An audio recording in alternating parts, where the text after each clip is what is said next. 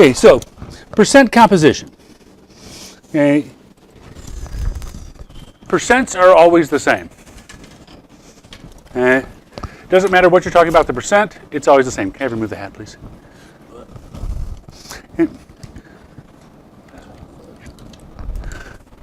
Okay, so percent composition is like every percent, except now we're going to do percent it's composed of. Okay, so we got compounds, got different elements. One of the ways of looking at it is in terms of how many atoms there are. We're not going to be able to measure that. We will be able to measure how heavy the pieces are. So a percent composition is like every percent where you've got some part over the whole thing times 100%.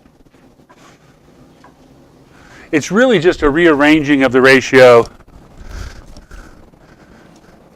that part is to whole as percent is to 100.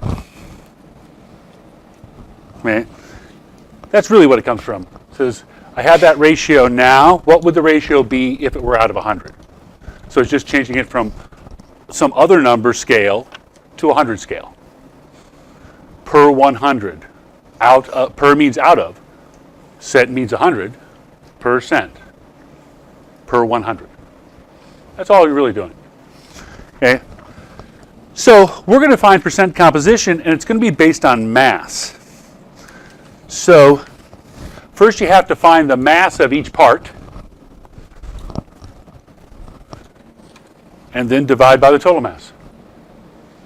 And that will get you the percent by mass.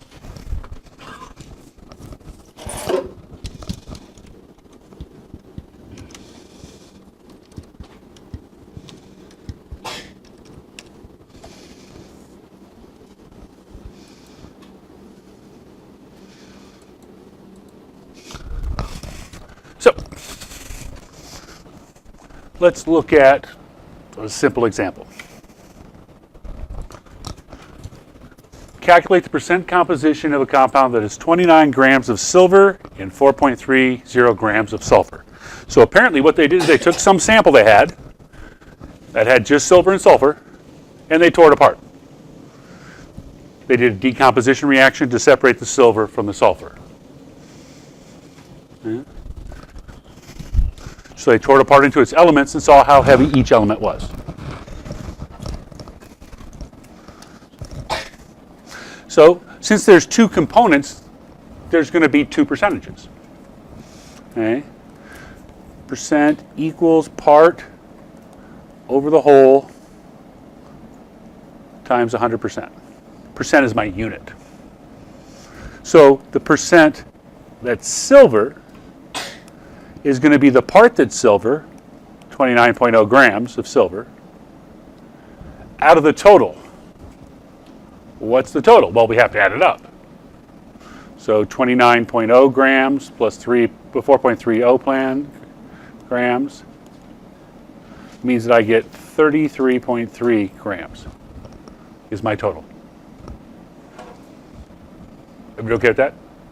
The whole thing weighs 33.3, and the part weighs 29, so I've got all the numbers I need. I've got the part. I added up to find out what the whole thing was going to weigh. So now I just need to do that division. 29.0 divided by 33.3 times 100 is 87.1% silver. Why did I put the 0.1? Because all my numbers I started with had 3, so I wanted 3 in my answer. Yeah. Don't we have to put something like AGS on? Well, we don't actually. It's actually all we know is that it's that much percent AG. We don't know the formula. Okay? Because we don't know if it's AGS, AG2S, AG3S, AG2S3. So did you see what? So we can't really say what the whole compound is. That's why I didn't put it here. It's because I don't know. We always just have to put G. Yeah, because that's all we know for sure. I can't label it as AGS because I don't know if that's what it is. Okay? Oops, actually, that's the percent that's silver. There's also a percent that's sulfur, and that is 4.30 grams of sulfur out of that same 33.3 grams times 100%. So 4.3 divided by 33.3 times 100 is 12.9% sulfur. Okay, you could have just said, oh, well, it's only silver and sulfur. And I know the silver's 87.1%, so the rest has to be sulfur. It's going to add up to 100%. But if you do that, you're not going to have a check built in that you didn't make a silly mistake. Because right now, I'm pretty confident in my answer because these actually add, I did it the long way, and they actually add up to 100%. If I make a mistake, they're not going to add up to 100%. If I leave a piece off, they're not going to add up to 100%. You see why the advantage in showing both? Subtracting from 100 works. I can't complain about it, but you're not going to have a check to make sure you didn't do something silly. Okay? So, as long as we tear things apart, we're okay. But we don't have to tear things apart. If we have the formula, that's the one thing we didn't know about the last one is they didn't tell us the formula. But if we have the formula, you can get it straight from the formula. And the secret is to assume 1 mole. Because the percent it's made up of is not going to change depend on how much of it I have. If I got a bigger sample, it's going to be the same percent.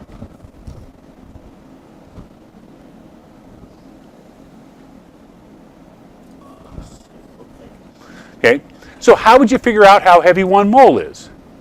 Well, you'd look up the numbers on the periodic table. That would be how heavy the pieces are. And then you'd add them all up, and that's how heavy the whole thing is. So in figuring out how heavy 1 mole is, you figure out the numbers you need for percentages along the way. Because if you figure out how heavy 1 mole is, the way you do it is this element weighs this many grams, this element weighs that many grams, the total is this.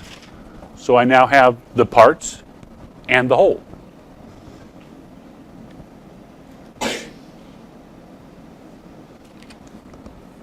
So, calculate the percent composition of C2H4.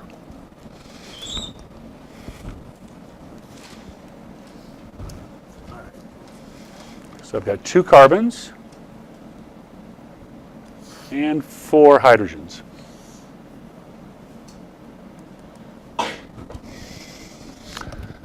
The carbon on the periodic table is 12.01 grams, so that's 24.02 grams of carbon. On the periodic table, hydrogen's 1.01 grams, so that's 4.04 grams of hydrogen, and altogether that weighs 28.06 grams. And now we know it's C2H4, so we can put it this time. Okay? So these are the parts, so this is the whole. So the percent that's carbon is going to be that 24.02 grams, the part that's carbon, divided by the whole thing, which is 28.06 grams, times 100%. So 24.02 divided by 28.06 gets me 85.6, sorry. Multiplied by 10, not 100. 85.60% carbon. And the percent that's hydrogen is 4.04 grams out of that 28.06 grams times 100%. 4.04 divided by 28.06 times 100 is 14.4% hydrogen.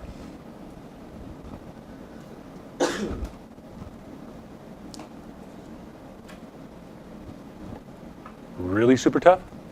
No, 2 answers. Yeah, as many elements as there are, that's how many percentages you'll have. And notice my 2 percentages add up to 100. So the only way they make this harder is by making it a bigger molecule. So like 3 mole or another. Another atom, you'd have another percent. Pretty straightforward. So it's just using that molar mass. Okay, with that in mind, looking at where we had to stop today, you're not going to be able to do 64 yet. So you can do 63, but not 64. Okay? 64 was using that percent for something else. So if you saw something like